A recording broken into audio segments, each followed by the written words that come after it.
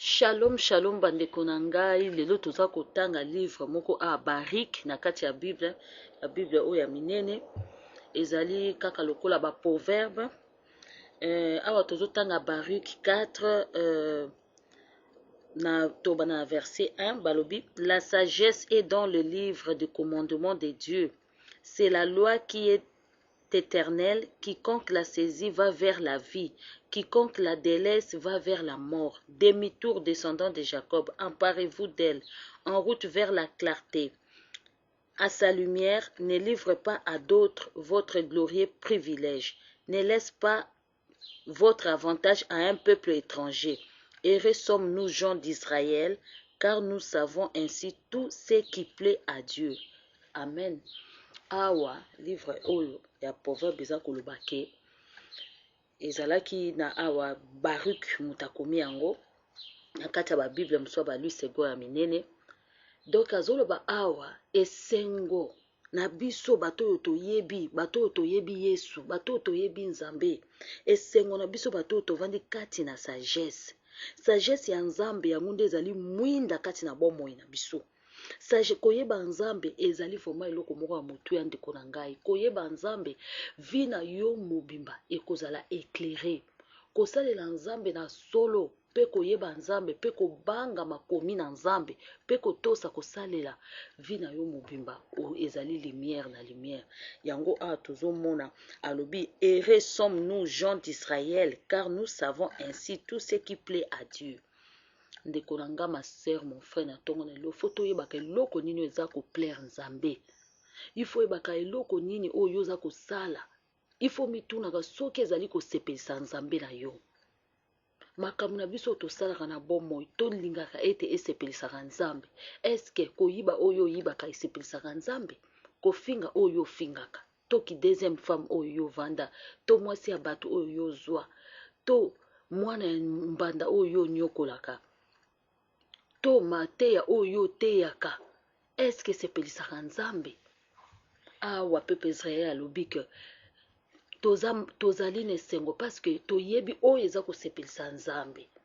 Ndeko na nga soki oyebi oyo eza kosepelisa Nzambe, soki oyebi kokabola mabe na malamu, okopambola mabe Nzambe na ona lola akotambusa kati na lumière na ye. Bandeko na ngai toyeba kotambolaka na lumière ya Nzambe ezali très nécessaire. Yo ba lumière nini yo zwaka? Tomona na baeglise mosusu bazopesa ba lumière. Lumière nini yo zwaka? Oyo ekoki kokokala kaka ta na lumière oyo naturelle Nzambe asala. Ndenge olamukaka moi wana ekleraka yo. Lumière nini okendaka kozwa na baeglise? Ndeko na ngai oyokaka nini? Eske bomoi na yo mobimba esepelisaka Nzambe? Eske lolenge ovandaka na ndako na yo esepelisaka Nzambe? Etamboli na yo, marche na yo, yo mwana na Nzambe, yo chrétien, yo chantre, yo pasteur, yo évangéliste, yo archibishop, yo mama prophétesse, eske makambo oyo salaka lolenge ya kotambola na yo eske esepelisaka Nzambe?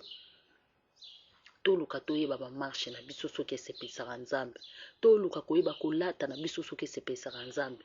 Toluka koyeba koloba na biso même kolia oyo tomeka koyebaka soki eza kosepelisa Nzambe.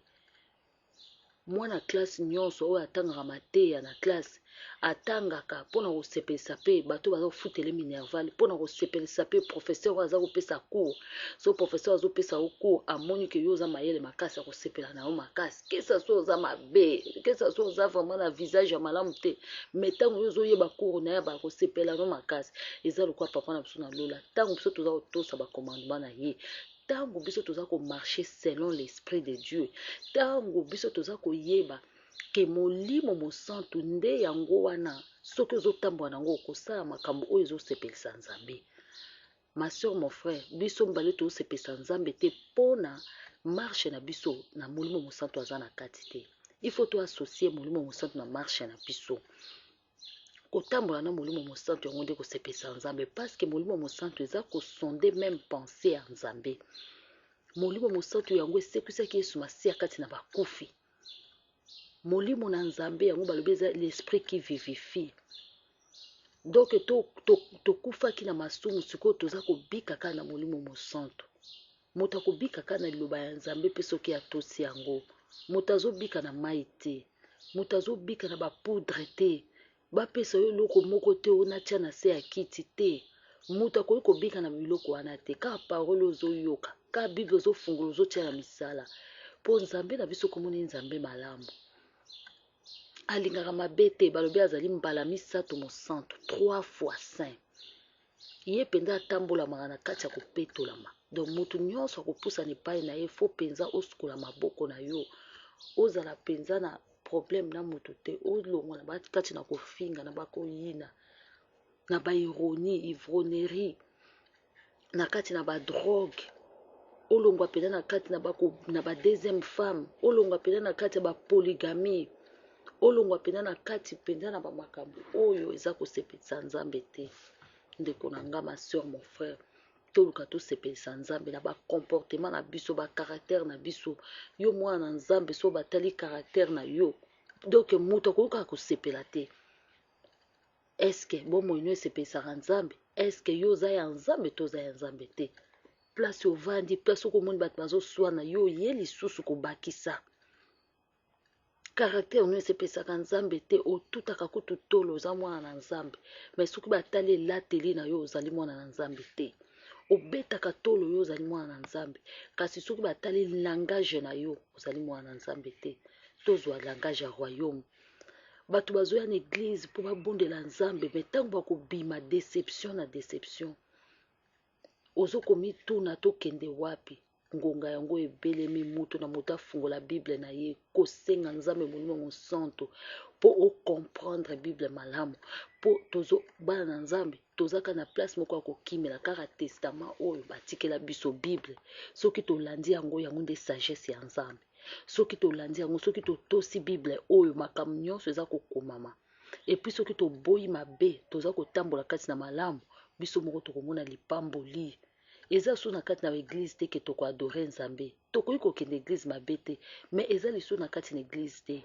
Eza liso epa banganga te, bamama mbikudi te. Eza so kati na baprophétesse te, baprophète te. Eza na tango les vrais adorateurs adoreront Dieu en esprit et en vérité. En esprit ezali otangi bible, obengi molimo mosanto asungi yo pe oza kosalela makambo oyo oza kotanga na kati na bible. Banga lisumu lokola eloko mosusu, banga lisumu lokola arme oyo elingi koboma yo, mpo lisumu eza kodétruire corps na âme na esprit ya moto. Lisumu paske ntango nzambe akobwaka bato na masumu, akobwaka bango na gene wana kuna ezali kufa penda ya molimo na ya mosuni.